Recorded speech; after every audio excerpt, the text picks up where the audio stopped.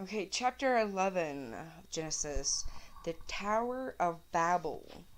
Now the whole world had one language and one speech. And it came to pass, as they journeyed from the east, that they found a plain in the land of Shinar, and they dwelt there. Then they said to one another, "Come, let us make bricks and bake them thoroughly." They had brick for stone, and they had asphalt for mortar. And they said, "Come, let us build ourselves a city and a tower whose top is in the heavens. Let us make a name for ourselves, lest we be scattered abroad over the face of the whole earth."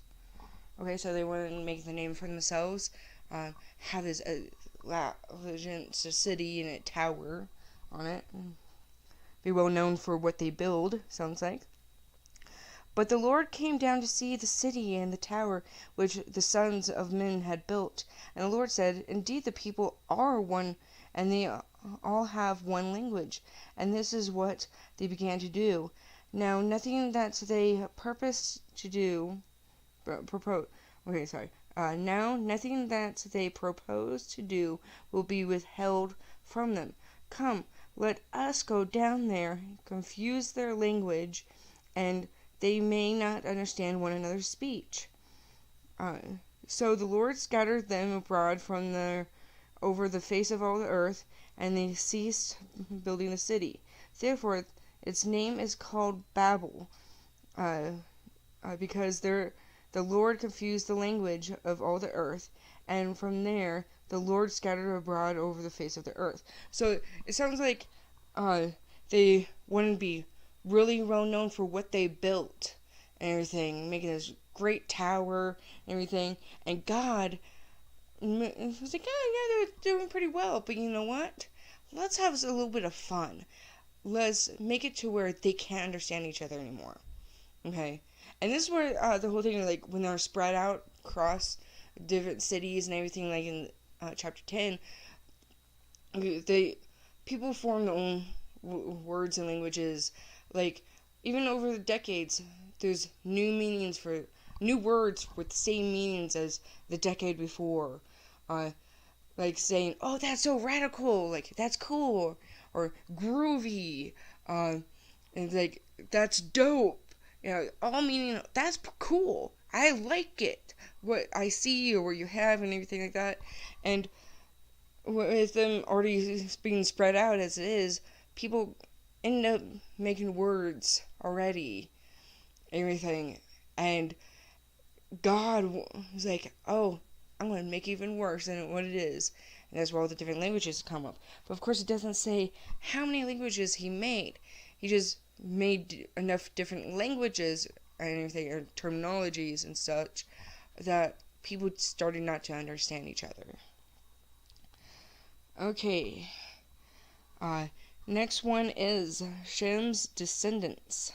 This is the genealogy of Shem. Shem was 100 years old and begot Arphax 2 years after the flood, and after he begot Arphaxad, Shem lived 500 years and begot sons and daughters.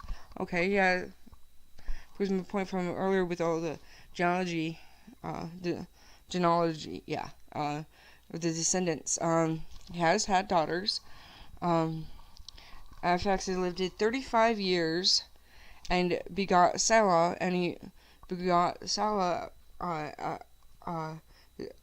Arphaxad lived 403 years and begot sons and daughters. Salah lived 30 years and begot Eber. After he begot Eber, Sarah lived 403 years and begot sons and daughters. Eber lived 34 years and begot Peleg. After he begot Peleg, Eber lived 430 years and begot sons and daughters. Okay. Peleg lived 30 years and begot Reu, and after he begot Reu, Peleg lived 209 years and begot sons and daughters. Reu lived 32 years and begot Serug. After he begot Serug, Reu lived 207 years and begot sons and daughters. Serug lived 30 years and begot Nahor. After he begot Nahor, Serug lived 200 years and begot sons and daughters. Nahor lived 29 years and begot Terah, and after he begot Terah, Noah lived 119 years and begot sons and daughters. Now Terah lived 70 years and begot Abram, Noah, and Haran. Okay, so it's more of a descendants and everything, how long they had, and obviously they've had sons and daughters. At least, whenever I think of sons and daughters, I'm thinking at least 2 boys and 2 girls, and everything. So they all had 4 children, but we're just following one genealogy of it, one set descendants. That's it.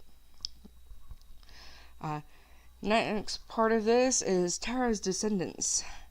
This is genealogy of Terah. Terah begot Abram, Noah, and Haran.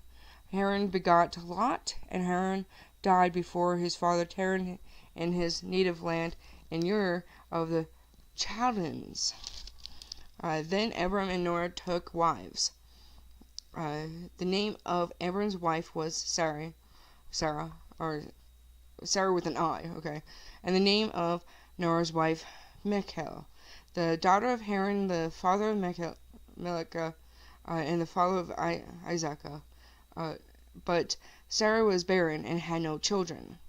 And Terah took his son Abram and his grandson Lot, the son of Haran, and his daughter-in-law Sarah, and his son Abram's wife, and they went out with them from Ur and the Chaldeans to go to the land of Canaan. And they came to Haran and dwelt there. So in the days of Terah there were 205 years, and Terah died in Haran. Okay, so we got even more of descendants and everything. And this one. Let me see something. 1131. Okay. One thing I noted, I remember reading, which probably we'll read on later on, is that the name Sarah. In this case right now, it's spelled Sarai. Okay. That's how Sarah was originally spelled. Okay. And I ended up finding out that, I believe when I had previously read this, that Sarah started with an I, then God dropped it towards Sara. Then later on, had it with an H, and added an H. So Sarah. And that's how it ended with that name. So, in a way, like, if you have a child named Sarah, and you say, oh, I got it from the Bible, and I'll be like, okay, cool. Like, I've met, and so there's 3 different ways to spell Sarah, and each one's correct. But I've never met anyone with the name Sarah that had an I at the end at all. It's always with or without an H. But yeah, so I hope you enjoyed knowing what is in chapter 12 of this.